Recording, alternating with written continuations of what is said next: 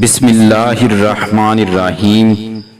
السلام علیکم دوستو، آج کی ویڈیو میں ہم مسلمانوں اور مشرکوں کے درمیان پہلی باقاعدہ جنگ کا آغاز، قریش کے قافلے پہ یلغار، اس قافلے میں 1000 اونٹ تھے جن پر کم از کم 50,000 دینار یعنی 262 کلو سونے کی مالیت کا سامان لدا ہوا تھا۔ طالوت کے مجاہد 313، بدر کے جاں نثار بھی 313۔ رسول معظم صلی اللہ علیہ وسلم نے فرمایا، ثواب کا حریص ہوں، پیدل چلوں گا۔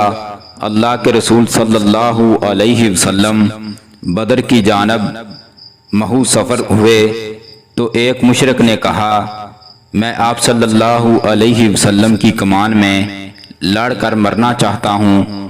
تو رسول معظم صلی اللہ علیہ وسلم نے کیا فرمایا بیان کرنے جا رہے ہیں، لہٰذا ویڈیو کو سکپ مت کیجیے، مکمل ویڈیو دیکھیے۔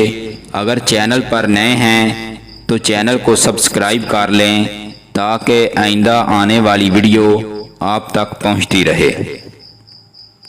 حضرت انس رضی اللہ تعالی عنہ سے مروی ہے کہ جب اللہ کے رسول صلی اللہ علیہ وسلم کو حضرت ابو سفیان رضی اللہ تعالی عنہ کے قافلے کے آنے کی خبر ملی تو آپ صلی اللہ علیہ وسلم نے مجلس مشاورت کا انعقاد کیا اور قافلے پر یلغار کا مشورہ مانگا۔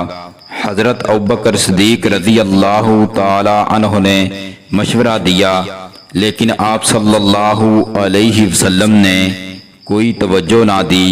پھر حضرت عمر فاروق رضی اللہ تعالی عنہ نے گفتگو کی تو تب بھی آپ صلی اللہ علیہ وسلم نے ان کے مشورے پر دھیان نہ دیا۔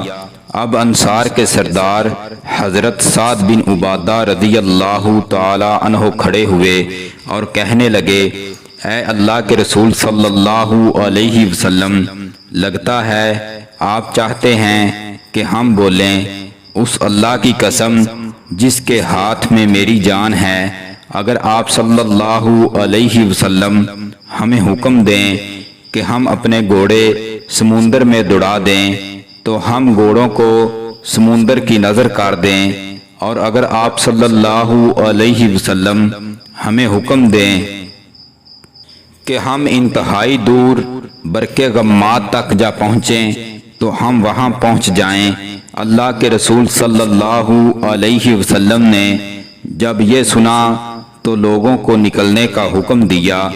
حضرت عبداللہ بن عباس رضی اللہ تعالی عنہ سے مروی ہے کہ جب اللہ کے نبی صلی اللہ علیہ وسلم نے سنا کہ ابو سفیان اپنے تجارتی قافلے کے ہمراہ شام سے واپس آ رہا ہے تو آپ صلی اللہ علیہ وسلم نے مسلمانوں کو ترغیب دلائی کہ وہ قافلے والوں کی طرف لپکیں۔ آپ صلی اللہ علیہ وسلم نے فرمایا،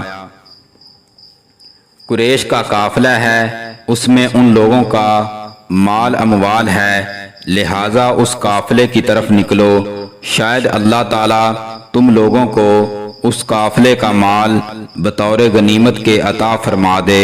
حضرت برہ بن عازب رضی اللہ تعالی عنہ سے مروی ہے، ہم اللہ کے رسول صلی اللہ علیہ وسلم کے صحابہ اس بات پر گفتگو کیا کرتے تھے کہ بدر کے مجاہدین کی تعداد اتنی ہی تھی جتنی جناب طالوت کے مجاہدین کی تھی، وہ کہ جنہوں نے جناب طالوت کے ہمراہ دریا پار کیا تھا، اس دریا کو سوائے مومن کے کسی نے پار نہیں کیا تھا، یہ لوگ 313 تھے۔ مشرکین مکہ نے مسلمانوں کو مکہ سے نکال باہر کیا، دین کے معاملے میں ان پر جبر اور ظلم کیا۔ ہجرت کے وقت جہاں مکانات اور دیگر جائیدادیں چھین لی، وہاں نقد رقم اور زیورات تک چھین لیے، سواریاں چھین لی، حتیٰ کہ بیوی بچے چھین لیے اور کئی ایک کو قید کر دیا۔ پھر اسی پر بس نہیں، وہ مدینہ میں بھی مسلمانوں کو طے کرنے کے لیے متواتر منصوبے بنا رہے تھے۔ مشرکین مکہ جو یثرب کے یہود اور مشرکین سے ساز باز کر چکے تھے، مدینہ میں سرکاری چراگاہ پر چھاپا مار کر اونٹ لے گئے تھے۔ مسلمان اس واقعے سے پہلے بھی یہ حق رکھتے تھے کہ ان کے تجارتی اموال کے قافلوں کو مال غنیمت بنا کر بدلہ لیں، لیکن اب تو بدلہ لینا ان پہ واجب ہو چکا تھا، لہذا طیف کے قریب یہ بدلہ مسلمانوں نے لیا، لیکن رجب کے مہینے میں یہ جڑپ ہو جانے کی وجہ سے اللہ کے رسول صلی اللہ علیہ وسلم نے کمال عدل و احسان سے اس کا مداوع کیا، لیکن مشرکین پھر بھی ساز باز سے باز نہ آئے، لہذا وہ قافلہ جو شام جاتے وقت عشیرہ کے مقام پر بچ نکلا تھا، اب جب وہ واپس مکہ آ رہا تھا تو اللہ کے رسول صلی اللہ علیہ وسلم نے اس قافلے پہ یلغار کرنے کا اعلان کر دیا، اور یہ بالکل برحق تھا۔ اس قافلے میں اہل مکہ کی دولت بڑے پیمانے پر لگی ہوئی تھی، اور یہ دولت وہ تھی جو مسلمانوں کی جائیدادیں بیچ کر حاصل کی گئی تھی۔ قریش نے طے کیا تھا کہ مسلمانوں کی اس دولت سے جو منافع ہوگا وہ مسلمانوں کو مٹانے کے پروگرام پر استعمال ہوگا، جبکہ اصل رقم لوگوں کو واپس کر دی جائے گی۔ یہ دولت کس قدر تھی اس کا اندازہ اس سے لگائیں کہ اس قافلے میں 1000 اونٹ تھے، جن پر کم از کم 50,000 دینار یعنی 262 کلو سونے کی مالیت کا سامان لدا ہوا تھا۔ حضرت عبداللہ بن مسعود رضی اللہ تعالی عنہ بتلاتے ہیں، بدر کے دن ہم لوگ سواریوں کی قلت کی وجہ سے ایک اونٹ پر 3 سوار ہوتے تھے۔ ابو لبابہ رضی اللہ تعالی عنہ اور جناب علی رضی اللہ تعالی عنہ جناب رسول کریم صلی اللہ علیہ وسلم کے ساتھ تھے۔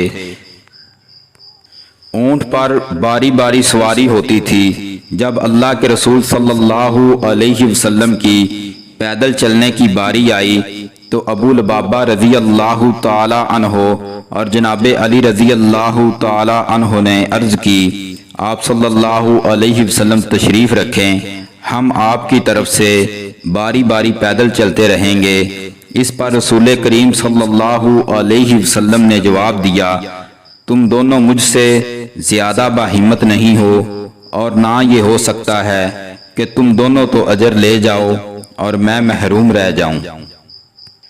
رسولوں کے سردار ہیں، خاتم الانبیاء ہیں، قیامت تک کے لیے رسول ہیں، مدینے کے حکمران بھی ہیں اور اپنی فوج کے سپریم کمانڈر بھی، مگر عاجزی اور ثواب کی طلب کا اندازہ ملاحظہ ہو بے ساختہ زبان سے نکلتا ہے کہ اے اللہ اپنے پیارے رسول صلی اللہ علیہ وسلم کے اطاعت گزار حکمران عطا فرما، جو ہجرت و جہاد کے سفروں کی عظمت کا ادراک رکھتے ہوں۔ حضرت عائشہ رضی اللہ تعالی عنہ فرماتی ہیں، اللہ کے رسول صلی اللہ علیہ وسلم بدر کی جانب محو سفر ہوئے، راستے میں آپ صلی اللہ علیہ وسلم کے پاس ایک شخص آیا، وہ جرأت و بصالت کے تذکرے کرنے لگا۔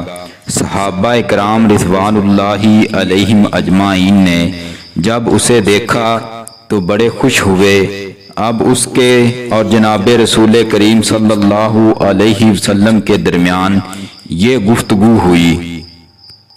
مشرک نے کہا، میں تو آیا ہوں کہ آپ صلی اللہ علیہ وسلم کے پیچھے پیچھے چلوں، آپ کے ساتھ ہو کر لڑوں اور مارا جاؤں۔ رسول کریم صلی اللہ علیہ وسلم نے فرمایا، اللہ اور اس کے رسول پر ایمان لے آ۔ مشرک نے کہا نہیں۔ رسول کریم صلی اللہ علیہ وسلم نے فرمایا، تو پھر جدھر سے آیا ہے ادھر ہی چلا جا، مجھے کسی مشرک کی مدد کی ضرورت نہیں۔ حضرت عائشہ رضی اللہ تعالی عنہ بتلاتی ہیں، وہ چلا گیا، پھر جب ہم ایک درخت کے پاس آئے تو وہ آدمی دوبارہ آیا اور آپ صلی اللہ علیہ وسلم سے پھر وہی پہلے والی بات کرنے لگا۔ آپ صلی اللہ علیہ وسلم نے اسے وہی جواب دیا جو پہلے دے چکے تھے۔ اس کے بعد جب رسول کریم صلی اللہ علیہ وسلم بیدہ کے مقام پر پہنچے تو وہ شخص پھر آ گیا، آپ صلی اللہ علیہ وسلم کے پاس آیا اور پھر وہی بات دہرا دی۔ آپ صلی اللہ علیہ وسلم نے بھی اسے پہلے والا ہی جواب دیا کہ اللہ اور اس کے رسول پر ایمان لے آ۔ اب اس نے کہا میں ایمان لاتا ہوں۔ آپ صلی اللہ علیہ وسلم نے اسے کہا ٹھیک ہے پھر چل ہمارے ساتھ۔ قافلہ اپنے دامن میں اس نئے مومن مجاہد کو لے کر چل رہا تھا۔